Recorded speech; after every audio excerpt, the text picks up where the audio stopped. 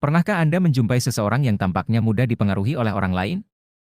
Misal dalam membuat keputusan dan dengan cepat mengubah pendapat mereka? Atau, apakah Anda merasa bingung atau merasa lelah dengan tantangan hidup dan membuat diri Anda terus-menerus mempertanyakan pilihan Anda? Jika demikian, maka teruslah menonton. Di video ini, saya akan membahas tanda-tanda kelemahan pikiran agar kamu bisa mempelajarinya, mengidentifikasinya dan mengatasinya. Dan meskipun terkadang agak menantang untuk mengenali sifat ini di dalam diri Anda atau di dalam seseorang yang Anda kenal, berikut adalah beberapa tanda kunci yang harus diwaspadai. 1. Menyerah pada tekanan dengan cepat. Seseorang yang cepat menyerah pada tekanan bukanlah seorang pemikir, mereka hanya mencari jalan keluar yang mudah. Mereka sering kurang percaya diri dan kekuatan karakter untuk membela diri dan mempertahankan rasa harga diri mereka. Sebaliknya, mereka berusaha menyenangkan orang lain dengan mengatakan atau melakukan hal-hal yang tidak ingin mereka lakukan.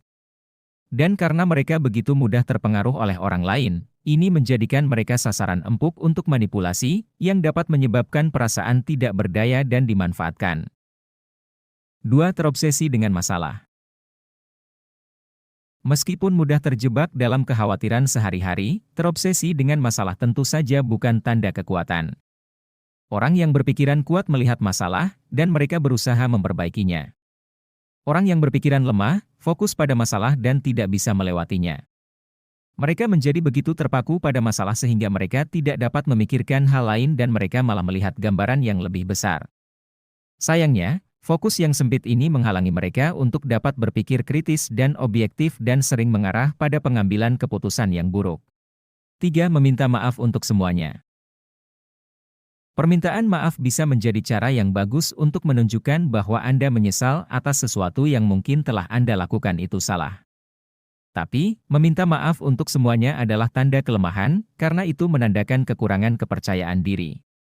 Ketika seseorang meminta maaf untuk semuanya, itu karena mereka merasa tidak aman dan tidak pasti, dan tidak memiliki keberanian untuk membela diri atas keyakinan mereka. Meminta maaf untuk hal-hal yang tidak memerlukan permintaan maaf, juga bisa dilihat sebagai upaya untuk mendapatkan persetujuan. Perilaku ini dapat merusak hubungan, karena orang lain mungkin tidak menganggap Anda serius atau tidak menghargai pendapat Anda. 4. Merasa sulit untuk berkomitmen pada suatu tujuan.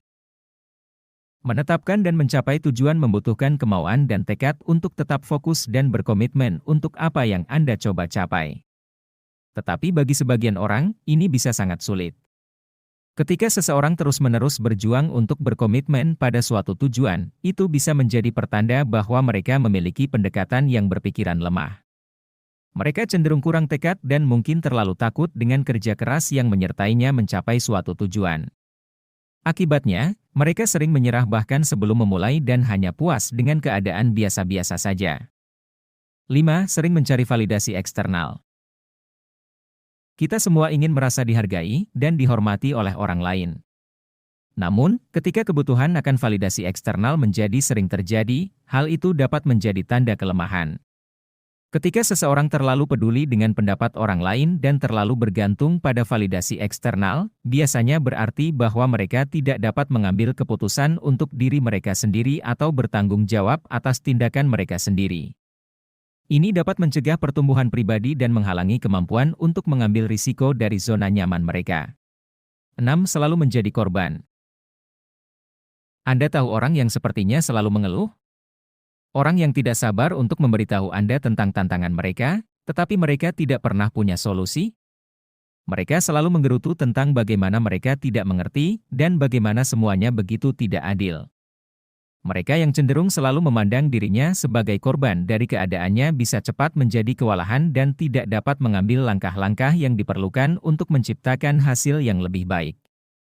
Hal ini dapat menyebabkan perasaan tidak berdaya secara umum dan rasa tidak berdaya atas hidup mereka. 7. Dikonsumsi oleh iri. Iri hati adalah perasaan ketidakpuasan dan kepahitan terhadap orang lain, karena mereka memiliki sesuatu yang Anda tidak miliki. Itu adalah emosi yang sulit dikendalikan dan, jika dibiarkan, dapat menghabiskan pikiran dan tindakan Anda. Bahkan, seseorang mungkin menjadi begitu terfokus pada apa yang dimiliki orang lain, sehingga mereka menjadi buta potensi dan kemampuan mereka sendiri untuk mencapai hasil yang serupa. Pada akhirnya, dikuasai oleh rasa iri adalah tanda kelemahan karena dapat menyebabkan kehancuran, menghambat pertumbuhan pribadi, dan menghambat potensi diri sendiri. 8. Menahan kebencian. Wajar jika kita merasa sakit hati ketika seseorang berbuat salah kepada kita.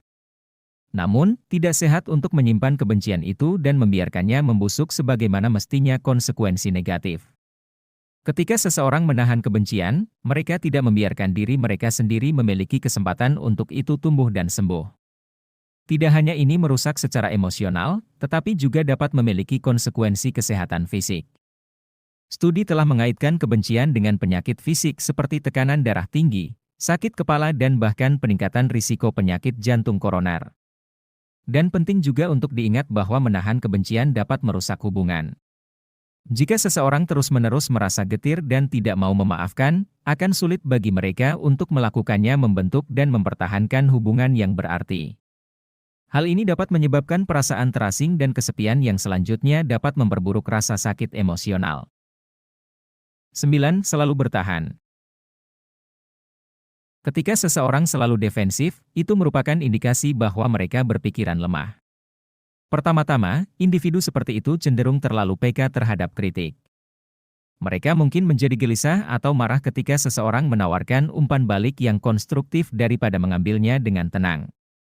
Ini menunjukkan bahwa mereka lebih peduli untuk melindungi ego mereka daripada benar-benar memperbaiki diri. Kedua, orang yang selalu bersikap defensif sering tersinggung. Mereka tampaknya tidak dapat memisahkan diri dari kritik dan menerimanya secara objektif, dan ini dapat menyebabkan banyak konflik yang tidak perlu.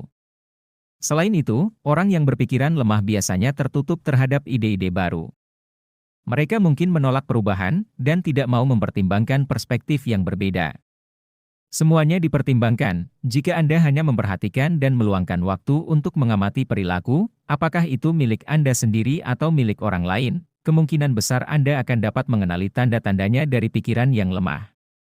Namun demikian, penting untuk diingat bahwa setiap orang mampu mengatasinya kelemahan, dan dengan pendekatan yang tepat, orang yang berpikiran lemah bisa menjadi individu yang berpikiran kuat. Jika Anda menikmati video ini, berikan jempol, dan bagikan dengan teman-teman Anda, agar kami bisa terus berkarya lebih banyak video seperti ini. Tekan tombol berlangganan, dan jangan lupa klik bel pemberitahuan.